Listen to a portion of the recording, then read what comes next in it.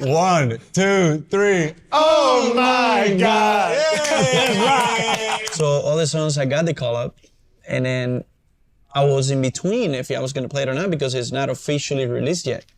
But the guy was like, "No, you have to, you must." And I'm like, "All right, fine." And then I did play it, and then it's go from there. Like the guys, it's catchy, and then people liked it, and then other songs like the guys, it actually come from them completely.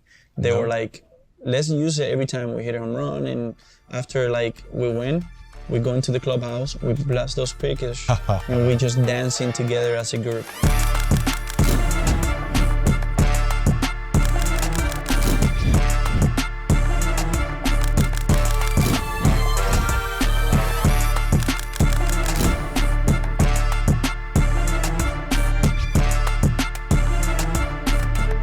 Jose Iglesias. Oh man, some of the best I've seen. Best hands I've ever seen from an infielder. Thank you, Bobo. Any level, high school, obviously all the way to professional, but I've never seen anybody, the stuff you can do, how you can catch a ball, how you can catch a ground ball. Everything you can do with a glove is unbelievable. So we're gonna talk about that because you had a long career with the glove. You're a rock star now, or what do we say, a reggaeton artist, or what are we calling it? More like a pop artist. Pop artist. Okay. You said you're the only guy to hit a blooper and perform live in front of Bro, the only That's one. the greatest line I've ever heard. 40,000 people. Oh my! And then 40,000. Oh blooper the other God. way, baby. Where do we start, bro? The young Candelita, young kid from Cuba that came here to the United States and got all the way to the big leagues. You're providing your family now an unbelievable life, and now you're telling us you got businesses, you're performing live in front of people, you've got resorts you're opening up. So where do we start, bro? I mean, we can start just to be, how hard I've been working my whole life, making the decision, coming over from Cuba, leaving everything behind, family, culture, everything. When I was 18 years old. How did that go? Well, it was tough. It was tough. I went to Canada. I went to Canada for a World Cup, and then I ran to the border. I crossed the border to there. And that's literally how everything started. I was 18 years old, and then I was just running as hard as I could. Just like an infield single, I was running as hard as I could through that border right there. So the security was like this, and that was me right there. You know what I'm saying? So I was 18 years old, bro. And what this decision before you leave to go there to the Olympics is you with a group of teammates, a group of guys say, hey, this is what we're gonna do. Well, it was just me. I think it was me and another guy, Defect also, after that, Arguelles. He actually is being signed with Kansas City. But yes. Arguelles. So him and Chapman signed the same year. Yes. So, we defect in Canada, and then we crossed the border, and it was tough. It was tough. I didn't know, what I was going through. They put me on a cell for like 16, 17 hours. I was 18 years old. I would start crying, like, what am I doing here? I was happy in Cuba. Yeah, I have nothing to eat or I have no money, but I was happy. I didn't know the process. And, 17 hours later, I got released with my parole, and everything started from there. So, and I reached out to an agent, Jaime Torres, back in the day. He's from Puerto Rico. And he told me what to do. He put me on a flight to Miami. Get to Miami. He put me on a comfort suite in 40 and 117. There's like a comfort suite hotel right here in the corner. So, and then I spent the first 3 months of my U.S. experience over there. But you get to Toronto, they put you in a cell. It's not like you can communicate nowadays on a phone, get on one of these apps. You couldn't really even text, right? Back then when you didn't have a phone. So how did you get in contact with them? How'd you know to get to the airport in Miami? Well, when I crossed the border, I have $500 on me. I've been saving it for quite a few months, maybe a year. And, and then I get to the hotel, and then I went to the computer room, and then I reached out for an agent. Scott Boras, pop up, number one. I called Scott, didn't answer. He's my agent right now, and I love the guy. He didn't answer the phone, shocker. And then I end up calling Jaime Torres, who would represent a lot of Cubans at the time back then. He was representing Contreras, Alexi Ramirez, Viciero. So, and then he was very aware what to do with the Cuban players and how to, represent them back in the day. And he just walked me through the process. He says, this is what you got to do. He put me on the fly. And I spent hours on that airport. They don't know what to do with me. I say, who's this guy? What are you doing here? What is that? That's my ID. It was like a bunch of papers like this. And, but finally get to Miami, start training with that guy I remember like back in South Miami. And everything started from there, literally. What was your picture of America before you decided to come? Like, what was your mentality? What was your thought? What did you think America was going to be like once you got here? I did not have a lot of ideas what America looks like. You know, in Cuba, we only have 2 channels. We don't have a lot of like, you know, exposed on in terms of like social media. Now it's different. We're talking about, you know, 14, 16 years ago. It was different for the Cuban people, where now they have more access to what's going on in the world than what used to be. So yeah, I've been to like Mexico and kind of have like a rough idea what's the U.S. will looks like, but it was totally different. You know, my first state that I came in was Shelby, Montana. I was like, where am I? You know, it's a beautiful state, but it was not at the time. How about baseball in Cuba versus baseball here? Because as everyone in baseball knows, my mom is from Cuba. Everyone calls me Papo El Papo. That's my name. And every guy that ends up finding out my mother was Cuban, we always find a way to connect on the field before the game or off the field. And Kendrys Morales was my teammate. And my grandfather as a kid, when I was, you know, 10, 12, 13 years old, would always show me videos of Kendrys Morales. And he would show me him in the professional league in Cuba, and he would show me him all the time. But is the game different over there? Is it played a different style? When you watch Japan come over in the WBC, they're bunting in the first inning with guys on first. Is there anything like that in Cuba where it's different? It was definitely different. You know, I think, Pablo, the way we played over there, it was more about like, you roll. Like you don't have a particular motto to be. You know, it's about winning the game. You know, you're leading off, so you got to see pitches. You know, I don't care. You're not built to hit a home run on the first pitch like George Springer. You know, you build to see pitches, to wear that guy out and be on base however you can for the big guys. Yeah. You know, second in the lineup. What is that? That's a guy that can drive the ball in the gap, put the ball on play, bunt, hit and run, score from first. You know, solid hitter. Also see pitches for the big boys. Third should be your best hitter. That was like in Cuba mentality, like that's the guy. You know, fourth is like a strikeout or homer guy. Fifth, the most RBI guys. That's what I would say. Fifth instead of fourth. I think fifth is the RBI guy. And you know, six obviously a solid hitter. Seven, your worst hitters is the eighth, and then nine and back to the little spot. Yeah, so. And even nowadays the way they make a lineup, construct the lineup is so different. How about when you sign with Boston, so you come over into minor leagues, and there had to have been somebody in the minor leagues, a coach, a player, that helped you, that made you feel comfortable, or was there someone that got you comfortable? Because, man, I mean, you're playing professional baseball, or was it like the mindset for you was just like, hey, man, this is my job. I'm going to come in here, and this is easy for me, right? Like, I'm playing a game, and this is my job for a living, or how was that transition for you? I mean, it was tough. It was tough at the beginning, you know, not speaking the language. You know, signed with the Red Sox, long story, you know, went to the art, and I got signed, Theo signed me. Get the opportunity to come back to the U.S. So I went to the art to be signed, and I spent like a year and a half there. And signed with the Red Sox, came back, went to the Fall League, and then the year after I went to Portland Sea Dogs, AA. I had a good season, and the year after I get an opportunity to go to spring training, and I got a call up that year. Marcos Curero, it was a shortstop at the time, he got hurt, so I got called up. I was like 20 years old, 29. It was very young. And, you know, a bunch of like superstars on that team. You know, you're looking at Victor Martinez, Jason Varitek, Kevin Youkilis, Adrian Gonzalez, Dustin Pedroia, I mean, you name it, Papi, Els, J.D. Drew, and the pitching staff was tough for me. I was a rookie, and I got Josh Beckett, John Lester, Lackey, Buckles. I mean, they were tough. They were tough on the clubhouse. Yeah. Oh yeah. But you know what? I was fortunate enough to play with those guys as well. Learn from them. Play the game the right way, especially when you have a guy on your left like Dustin Pedroia. Obviously, it helps you. You know, value winning games. It values the game. You know, the guy who worked so hard. You know, Petey is not an attractive player. He's not 6'4", he doesn't have a six-pack.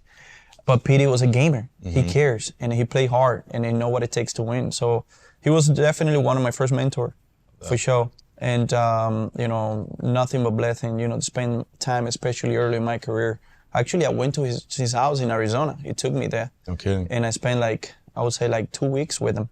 Just talking hitting, talking baseball, talking fielding, mindsets, routines. And, I have a lot of respect for Petey. Oh, isn't that amazing too? Like a lot of guys that we've talked to, some of the best moments of development have came off the field or like in the off season at his house or at a restaurant, taking them for dinner. Like it just doesn't have to happen at the field during BP. That's important sometimes to just get away from the stadium and change the setting and the surroundings when you're trying to connect with a young guy. Is that what you tried to do when you were playing? I would always try and do that because when you're at the field, it's like one person after another, especially if you're a young guy and you're struggling a little bit, it's like, here comes the coach, here comes the manager, here comes the player. Nowadays, there's so many different positions in there to where like, as a player, sometimes you're like, man, I know this guy is coming up to me because he has to come up to me. And I don't even know if he really believes in what he's telling me, but he's just got to do it because somebody up top is sending him there. But when it's player to player and you're at Dustin Pedroia's house in the offseason, eating dinner with him and his family, and he tells you something, how are you not going to remember that? How does that not stick with you? What is something that has stuck with you that Petey has taught you? Well, he just, he's like Iggy. I think he did an interview with Peter Gamos, and he was talking about the stuff that he was saying to me back in the day. And he was like, there's no way you can hit because I have tough. In the first 2 years, still got a hard time hitting. But you never figure this game out. Pablo, you know how hard it is. Yeah, at the time you think you have this game figured it out, they will come and you will struggle and the game will come and bite you know where. So Petey was like, he told me how to play through things. It don't matter how you feel, you got it. If it's not broken, this is Petey line. If it's not broken, you're playing. So it's a very old school mentality. I grew up that way. And, he's just like, just try to play paper, use your hands. Totally the opposite of what they're doing nowadays, right? They want, stay behind the ball, use your hips and stuff, which is not wrong. But at the end of the day, you hit the ball with the hands. So for me, I really like that advice. So I start playing paper just to get a feel, how my hands moving and stuff like that. So yeah. And Miguel Cabrera too, I know in Detroit was a big impact on your career because Candelita would always, quick hands, I mean, you would get the bat through the zone, and what they would always say was, if this guy can just hit 250, he'll be an everyday big leaguer, and that's all we need him to do because he's so good defensively. So then you go to Detroit, and I told you this plenty of times, I've never seen a guy with a guy on first base take a fastball and just be able to shoot it through the 3-4 hole in between the first baseman and the second baseman for a base hit and get just an easy hit with a big hole. And then the next at bat, the pitcher, if the same situation came up with a guy on first, he would throw a slider and you would just crush it to left center or left field line. And I remember times where it would be the last day of the series, we were about to leave Detroit, and Miguel Cabrera would always, like, if I was scuffling, he'd be like, Papa, go the other way. Like, go the other way. That cleans everything up. So I know that had a huge impact offensively on your career. And back in the day in Detroit, anywhere Miggy was, you were right there next to him every time. Yeah, no, I mean, Miggy and I, we have a special relationship on and off the field. It could be difficult at times. He's different, but he's a gamer. And I learn a lot by watching Miggy every day. This is where you actually learn a lot from Miggy, like how he goes about it, what's his preparation. He has a natural ability, you know what I'm saying? He really do. But he also put in the work the right way. I think hitting is contagious. I believe that. Energy is contagious. So, every time Miggy start doing his routine, I was right there watching him because that muscle memory of that repetition the right way and how the ball come out of his bat. That's what I want to remember. That's what I want to have in my mind. Yeah. So I think that really helps. And it doesn't hurt when Miggy done and Victor came in and JD came in and Prince Fielder came in and Tony Hunter came in and Johnny Peralta came in and, it's just on and on and on, right behind another. So I was very fortunate to see and play with great players along early in my career. Definitely helps. All those players you just named, they know this guy right here, baby. Talk about everything was great. You're in Detroit, and the last few years where because I've been in this situation before, we all know if we still have it, deep down, if we're still fighting, we're in AAA, we know if we can compete at the next level. And I was in that situation in 2016. You've been in that situation the last few years where you know you can still do this, but there's just no opportunities out there. How did you keep going? And I mean, it was a very tough. Like I played, like I say, you know, I played in the minors in 10 and 11, and then I came back to the show. And actually, my first opportunity on the big leagues, and I stay. I had a really good season in 13. I hit 300. I helped the Red Sox, and then I got traded to the Tigers that year. So, and that's how basically my career started. You know, I've been, in my opinion, I've been like a reliable player. Sure. You know, I'm gonna give you everything I got every at bat. I might not get the result I want every time. Nobody get that, but I'm gonna try to be a tough at bat. I'm gonna try to put the ball in play. Usually good things happen. I'm a big believer in that. And it's just, you know, after in 22, I had a really good season in Colorado, which I have to adjust. People will be like, yeah, Colorado is a great place to hit, obviously. But there is adjustments to be made when you play there. You know, your sleep, your altitude, the way you train. You know, every time you go on the road trips and you're coming back, you know, your body feels different. You got to do it different. Charlie Blackmon kind of helped me with this. I was like, the first month, I was not feeling it in Coors Field. Actually, I was hitting way better on the road. Right. Because the ball moves like it's supposed to. Yeah. And in Coors Field, I had a rough time because the slider don't break and it just stays. And my barrel's like over there. With the ball supposed to be there, but it's here. I was hitting with the laser skin, and Charlie. I came to Charlie after a month. He don't say much, but it's another great sample of a routine oriental. Charlie Blackmon. A lot of respect for the guy. He has a great routine. And yeah. And then Charlie's like, Iggy, we went to dinner off the field too, and we went to dinner in DC, and we were talking about. He says, I want you to, like every time we're going Coors Field, I want you to hit the breaking ball machine with the real balls.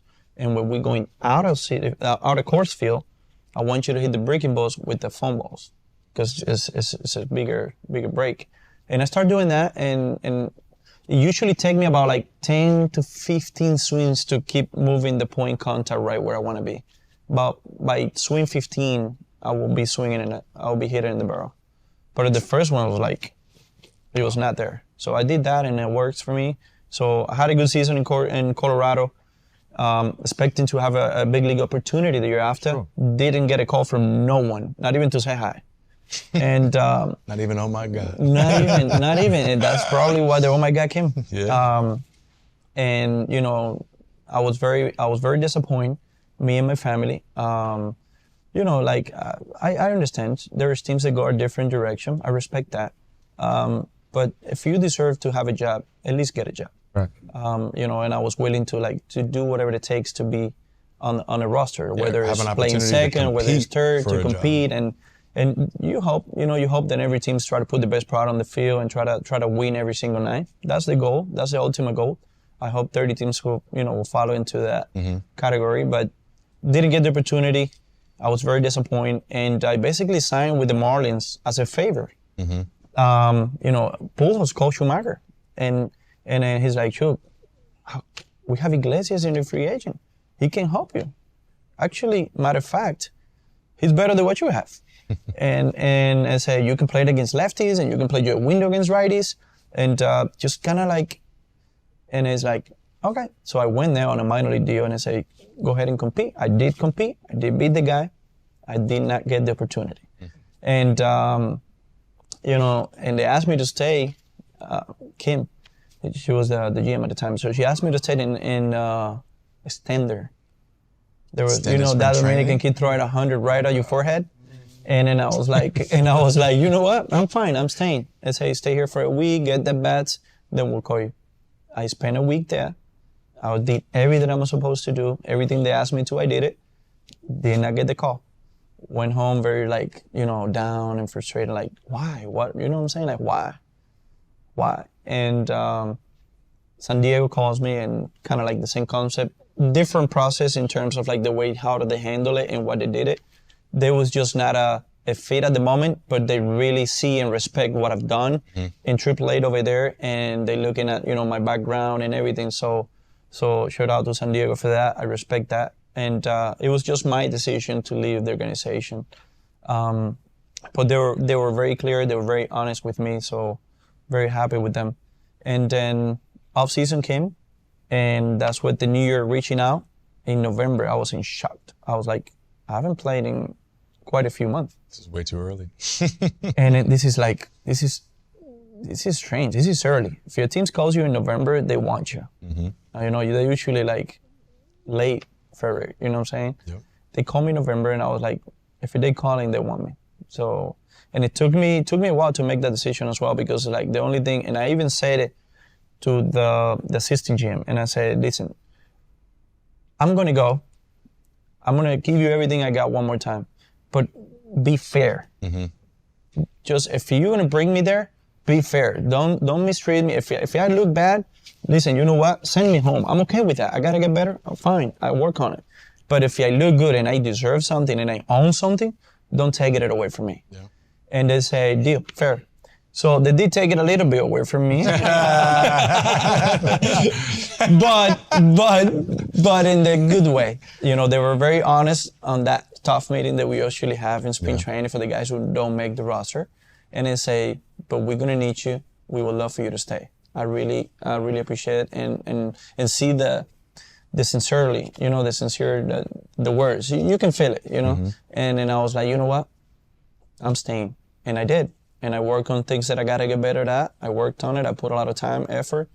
And they called me up, and I've been taking full advantage of this opportunity since then. Yeah, I remember we have text messages from April, and you're like, Papa, I don't know what else to do. Like, I don't know what they want from me. Like, we've played against each other our whole lives in professional baseball, our professional lives, and like, if you ask anybody who's the best shortstop you've seen, Jose Iglesias is going to be the first one to come up. If you look at certain analytics, your name's not going to be at the top of that list. Not even on the list, maybe.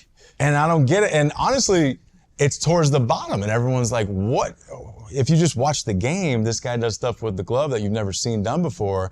So how hard was it to keep pushing in AAA to be like, all right, like you said, just be fair with me. That's all I want. Like, don't waste my time. Just give me a fair opportunity. But did they communicate what exactly they wanted from you? Was it something they wanted on your offense or your defense? Or like, what was it they communicated to you? And then how did you, still keep grinding down there? We all know how hard hitting is, right? And it's not about... You've been in that all box. the hitters know. You've been in that box a couple times. All the hitters know. I mean, like, hitting 300 when I came up, it was a big deal. Because when you hit 300, you're helping your team every night. In my opinion. You put the ball in play, you find your holes, you get on bases for your guys. So I really have a lot of respect for 300 hitters, regardless how it looks like. It could be a blooper, it could be a single, it could be a ground ball, it could be a bunting. 300 is 300. A hit is a hit. And then looking nowadays at stuff like how you perform. I agree with some information. I think the information is very valuable, and I love the information.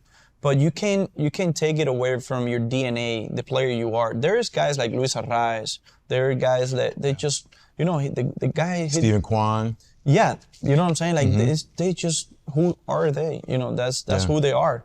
Yeah, what are you gonna tell a guy? I need you to slug, or I need you to do that. No, you keep doing exactly what you're doing. I mean, try to maximize the ability of as an individual. Like, how can this guy can help me win? Yeah, you want everybody to hit 30 home runs, obviously. But you don't need 9 guys like that. Right, you need a balance in the lineup. You need a balance in the clubhouse. You need a balance on the field if you want to win. That's my humble opinion. There is guys that just have a natural ability to get it done. It's not pretty. Yeah. It's not going to be pretty. It's not going to be, it's not going to be exciting on the computer. There is a consistency to the guys that have the high average. I mean, I would say, like, if you done it, this is how I look at it. Like, if you done it for like a year or 2, 3, okay, he got lucky. I can see that. 2 years, maybe, got lucky. It's hard, right? I don't know. It's hard. But if you've done it for 12, it's it's not luck. How hard is that? We always talk about, like, you got to take away ego. You take away ego as much as you can. And you go from hitting 300 in a lineup with a lot of Hall of Famers, mucho Hall of Famers in Detroit, to having close to 10 years in the big leagues, coming off a year in Colorado hitting 300, to being in AAA for a full season. I mean, that takes some kind of digging deep of some mental toughness. Yeah, so I remember I joined the Red Sox as a mental performance coordinator right after you left. And there was a year during spring training, they'll have big leaguers come down to speak to the minor leaguers to give some words of wisdom. And I remember one year we had Mookie Betts came down and Brock Holt came down. And they both spoke to the players. And when it was over, it was interesting. You get the feedback from the players. What did you like about it? And the thing that was interesting to me was the players are like, we really connected with Brock Holt's story and not so much Mookie Betts' story. And I said, why? They said, well, Mookie Betts he's not us. Like we do not relate. Elite at everything. We don't relate to that story. He is so good and he just shot up and we just don't understand that. Brock Holt's story was amazing because he shared the ups and downs and it was so relatable. And I'm sitting here listening to your story. I'm just thinking, it's so relatable. The ups, the downs, the sticking with it. And so if you, from literally running across the border in Canada to the United States to learning from PD, all these ups and downs, what would you say is the key to your success up to this point? We know there's whole lot going to come, but what's been your key to success? I think it will come down to perseverance. Like I never give up. I fight very hard for everything I got and for everything I wanted to. Nothing's been given to me. Nothing in my life. I've been working very hard for everything, and also been very blessed, by surround of good people, a great family, and they supported me. So I would say perseverance. Like it's hard. Growing up in Cuba, I would say that kind of helped me, and mentally wise, like how being tough, like because here is like what color I'm gonna get this card. Over there is like what I'm gonna eat. So, growing up that way, I think it helps my mindset to be strong and fight for things I want. One thing you'll always notice is that along with everything, I only saw you in Detroit for those 2 years. I obviously had watched you, but I saw you on a regular basis, and you always had a smile on your face. You always had a joy when you played the game that I think comes from your Cuban heritage. Every Cuban that I've ever played with has a different feel when they're playing baseball. They just love the game so much. And I think that's part of the reason why you were so persistent and wanting to get back, because generally, deep down, there's a love of the game of baseball. Yeah, it's important. It's important. You have to enjoy it. I mean, it's hard to enjoy it when it's it's always been a business and it will be a business, but it's a very thin line. You got to enjoy it. You got to have fun. That definitely makes your season a lot better and a lot smoother, even in your ups and downs. But it's hard, man. It's hard. It's hard when you're going through stuff that not necessarily you should have been going through. It's hard. It's hard to to stay positive, and it's hard. But I never give up. Like I say, it was easy for me to say I'm done. I've done it. I have my 10 years of service. I have this. I have that. But it's more than that. I love the game, and I want to prove, not no one, but I want to prove that it's possible, not just for me, but from others as well. It was not fair for my kids to see me retiring this way. It was so many things, at the table that I was like, you know what? I'm young. I can play the game. I'm gonna keep fighting until I make it. I say, and this is like, I didn't tell publicly to no one, but I was like, if I'm going to the big leagues, I'm gonna work as hard as I can, and as soon as I make that roster, I'm gonna take my jersey off and I want to go home, because I want to leave the game how I wanted to leave the game. And was not the case. Now I want to keep my jersey on because I love the New York Mets. Mm-hmm. I love everything that is happening in Citi Field, how much they care about winning. The culture, the Nemo, Lindor, the Alonsos, the guys that want to have in that clubhouse, and they're looking at the future. So I want to be part of it. So I want to keep that jersey on as long as I can, and I'm going to work hard to keep it on as long as I can. Okay, so now you've proven multiple things. You've proven that you can still play, still a big league player. You've known that all along. You can sing now. I thought we were tight over the years, and got there. When you've been singing all the time in the off season, I don't know when that started happening, but so you were in the off season. You get an early call in November from the Mets. You said you were actually recording. Oh my God! I was at the studio, Pablo. At the studio. It's meant to be. It's crazy. And it all comes full circle. And so, real quick, talk about I mean, the Mets, a team for years where their fans want to win, they're hard, and it seems like it's been real tense around there, right? All of a sudden, here comes Candelita coming in, just, oh my God. You see the whole stadium lights up. Alonso, which I love, and I have a whole new respect for him because he's the first one out there singing with you every time at the charity event, all that type of thing. So it came full circle. This song, you got to be having so much fun seeing all the whole stadium sing your song, playing a high level, and playing on a winning team. You guys are fighting for a wild card spot. Yeah, it's a privilege, Pablo. It's a privilege, you know, that everything that it's going through over there in a good way, to see the fans, you know, engaging with us and supporting us. They're very tough, right? The New Yorkers are very tough fans. But I love that. I love that challenging every day. I think that brings the best of me every day. I love to play for teams like this. Mm-hmm. And, you know, I'm just glad I bring that energy. You know, it's, you know, as soon as they hear that song, they connect with it. The lyrics talks about, you know, fight for your dreams, it's possible, and just don't give up. You know, basically, it's crazy, man, how everything kind of like. So the song, how and when did the idea of coming up with a song happen? And then with the Mets, did you guys start using it for the song when you won after the games? How did that blow up as well? Well, it was JD. JD came to Syracuse. JD Martinez came to Syracuse, and I said, hey, Drew, hey, hear this. And I play Oh My God for him. And he's like, dude, that's a bang, that's a hit. I'm like, for real? He's like, yeah, bro, that's a hit. I said, you like it? I say, oh my God, send it to me. I'm gonna play it when I'm going. And I'm like, no. I'm gonna play it for the first time when I go up. And he's like, send it to me. We'll blow this. I'm gonna play it when I'm hitting. And then I was like, I'm gonna play it first. So all the songs, I got the call up. And then I was in between if I was gonna play it or not because it's not officially released yet. But the guy was like, no, you have to.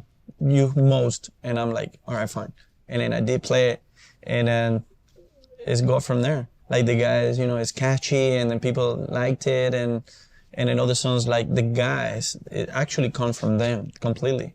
They were like, let's use it every time we hit a home run. And after like we win, we go into the clubhouse, we blast those pitches, and we just dancing together as a group. So, and I think that got us together on a better energy, you know, and we just start having fun as a group. It's, you know how it's a baseball season, ups and downs, you know. But I think we have a better understanding what a team feels like. And I'm glad to be part of it. And I'm glad to bring that to that clubhouse, and also JD, and JD doing a great job also inside, and Lindor is a great leader. Oh yeah. Great leader guy. So it's easy to follow him, and I learn from him. They're hard on Lindor. I want to ask you a question real quick. I had to ambush you like this, but I'm going to. It feels like a lot of the conversations we're having, a lot of the anxiety comes from a lack of control. Like, we're fighting our asses off down in AAA. We know that we deserve to be in the big leagues, and we cannot get that opportunity. It's another chance where we lose control of something. My whole big league career, I've just been waiting around till late February for someone to call me and say, all right, we're ready to sign you now. Lack of control. What is it that changes in your mind when you actually can grab a hold of something and control it yourself? Oh my goodness. When you feel like you are in the driver's seat of your life or in your career, that's called autonomy, where you feel like you can control your destiny, the direction of your life. There's three things. I don't know if we spoke about this before. So there's autonomy, which is one of them, which is sense of control. Then there's competence. You want to feel like you're getting better. You want to feel like you're improving. And then there's the relatedness piece, where you feel like this camaraderie with the people that you're around. But once we feel like we have no control over a situation, or we feel like someone else is controlling us, it's gonna leak in other places. We're gonna try to control other people. We might try to control our partners or significant others. We're gonna do everything that we can. Or there's some people who say, okay, if I can't control this aspect of my life, all right, I'm gonna go create a song. I'm gonna go do this. They all of a sudden they start to create in other areas of their life. Mm-hmm. And now not only did they stare at the brutal facts of the situation, but then they also look at what's possible in other places in my life. What am I going to do about it? And that's that's your story. It seems like you're not going to take no for an answer. You're like, okay, I can't control that. What can I control? And I'm going to go do some other things. And it's been amazing to hear this. Yeah. So the song. Oh my God. When did you start? When were you like, I'm writing a song, or how did that all happen? It was in the off season. It was in the off season. What year? Oh, this year? Because this is when the Mets called. I was I was at my place, at Monte, my ranch. It's and that's what the idea, the OMG come from. It was when I got that OMG going, everything just followed. And, you know, it was so much to say. I have so much to say. Then it was like, I ran out of time. You know what I'm saying? So, and, you know, I get to meet Yanko Gomez, who was the guy who wrote it with me. Yeah. And then we sit down and then we're looking at the topic of the song and what do we want to talk about it. And I express how I feel. And then we did it together. And it was quite emotional. It was pretty cool. And when I was recording it, it always been one of my favorite songs for sure. And then you go to the All-Star game, perform there. You're performing on off days now. Yes, I even did it on Citi Field. Have you always had dreams and visions for projects and goals of things outside of baseball? 100%, always been. I love to write songs. I love to paint. I love to travel. I love to meet people. I love my family. So I like everything pretty much. But also what got me going to the music was and the projects I'm doing, like my ranch and stuff like that, is I think when you get to the end of your career, like you said, but it's you need to find something to do, because we live in such a high note, right? We live in such a adrenaline every single night, playing in front of 30,000 people and playing for something. So you don't want to go from that to home looking at the ceiling, not knowing what to do. Yeah. It's not healthy for you. It's not healthy for your kids. It's not healthy for your family. Mm-hmm. So you should be preparing your retirement way before that happens. So whether it's a year or two, just kind of planning, find something to do off the field. And that's what advices I'm getting also from guys who have done it before, who have retiring and didn't think that way. So, you know, I like to talk to people because I can make some adjustments before they happen. So, and then I was like, I'm gonna find something when I'm stop playing baseball, so I stay active, I stay, motivated, and that will be, my kids and the way I grow them, being a better human being, but also things I love to do as well, and keep that energy high. Yeah. And music is very similar. It's when you, I get to sing in Citi Field. The owner, Alex Cohen, she asked me to do that. And I was like, are you okay performing here? I was like, sure. Yeah.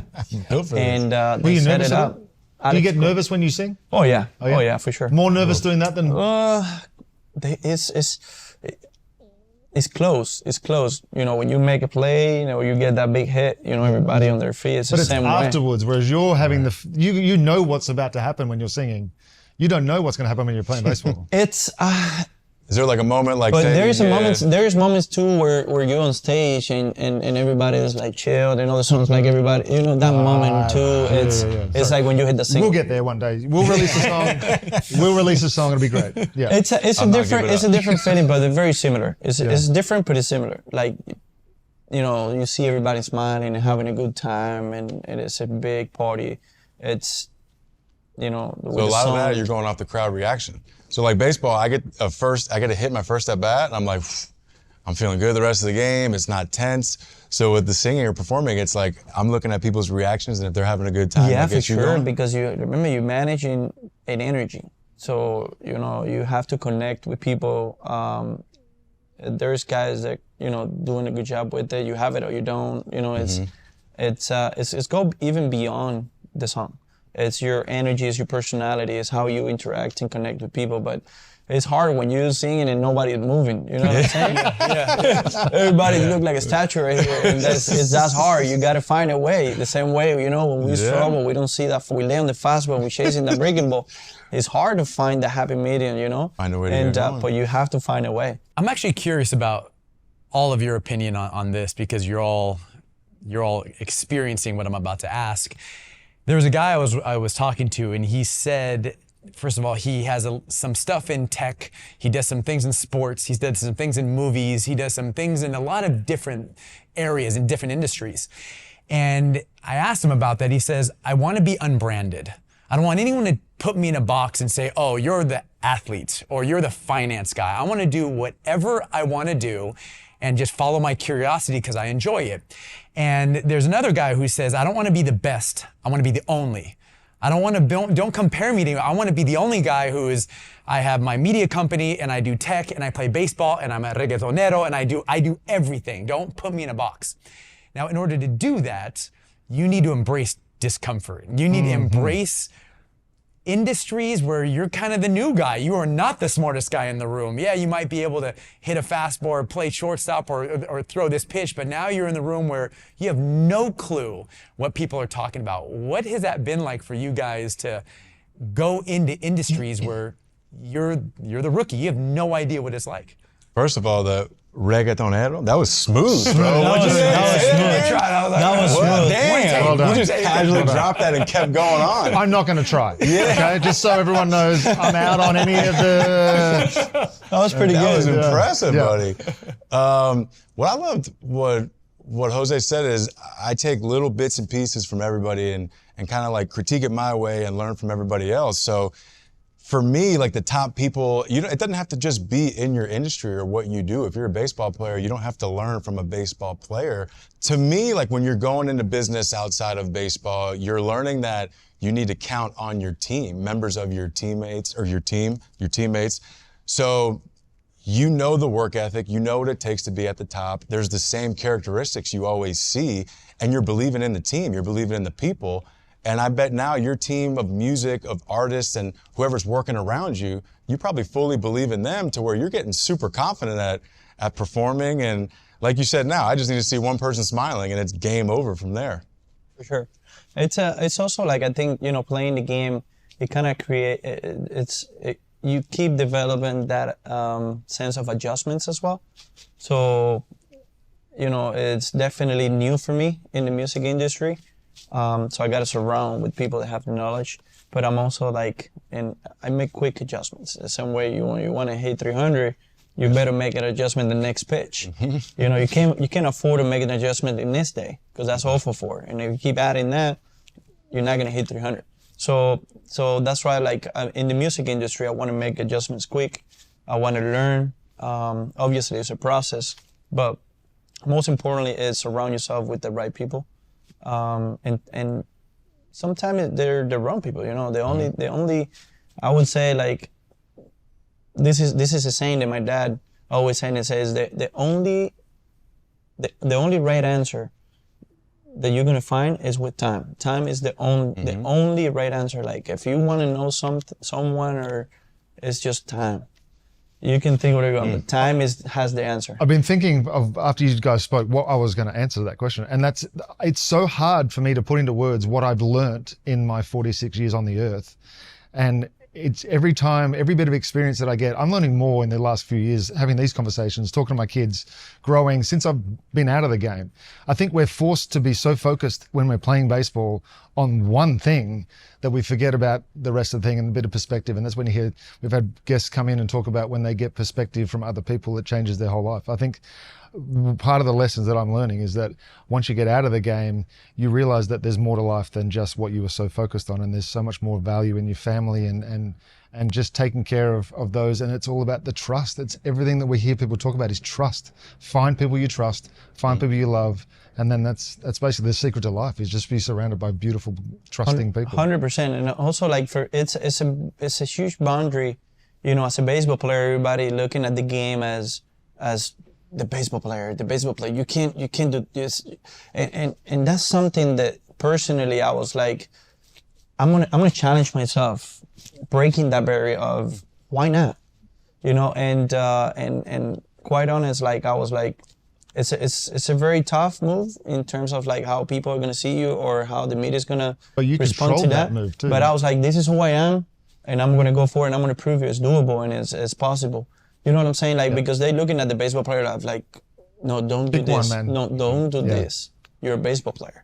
But we forget that we're human beings. We live in only one life, and we might not have that second opportunity that never comes. So I don't want to waste that opportunity. And I was like, you know what? I don't care if you like it or not. This is who I am, and I'm going to try to break that barrier, because in the end of the day, we're not just baseball players, we're human beings, and we live only one life.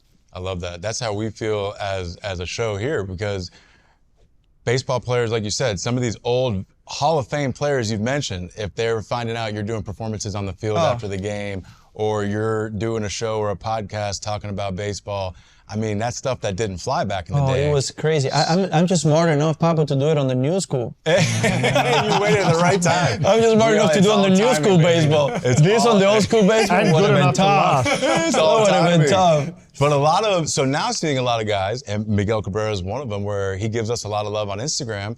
But we've run into guys now, we all have, guys that we've looked up to, especially early on in our career, and they're like, man, we love what you're doing out there because you guys are doing it the right way, you're giving back, and you're real. It's you, it's your authentic self. So with the performing with guys like Miggy and some of these guys you play with, how have they taken that? Are they like... Oh, no, they're taking it the right way. They support. love it. They love it. I think when you do a project with your heart and you're being sincere about it, people connect with that. People see that. Like, I can try to force to do something else and it might not look natural, but if you really mean it and you really like have it and you like, this is who I am and this is what I want to do, people sense that. People feel that. And I believe in that. And I believe in energy. So, and this is what I want to do. And then, you know, the energy kind of like align and everybody's looking at this beautiful project the right way and helping not just the team, but helping a lot of people up there also. Yeah, man. Well, you've proven it. You've lived it time and time. You've proven over time you can do multiple things at a high level. So we're pumped for you, man. We're proud of you. But before you go, everybody in here, we're giving a big oh my God on 1, 2, 3. Okay, we're doing a hand thing and everything. We all ready for it? Are we singing or are we speaking? Just the oh my. There it is. God. Okay, perfect. Yeah, yeah. 1, 2, 3. Oh my God! Yay!